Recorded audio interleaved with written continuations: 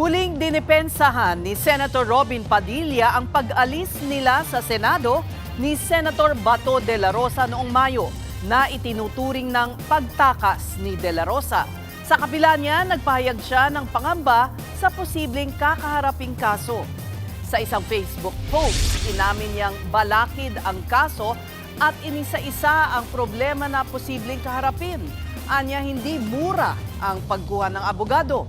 Hindi na rin daw sanay ang kanyang asawa at musmus na anak na sa mga kasuhan. Sinabi rin niya na hindi na sanay ang kanyang nanay na hindi siya nakikita at kasama sa bahay.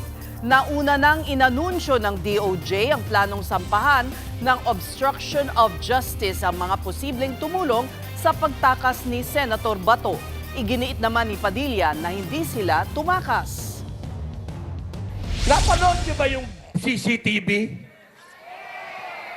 Mukha bang tumakas si Bato? Pambira, naglalakad kami, sumakay kami ng kotse, lumabas kami. Libo ang pulis, walang humuli sa amin. Paanong takas yun?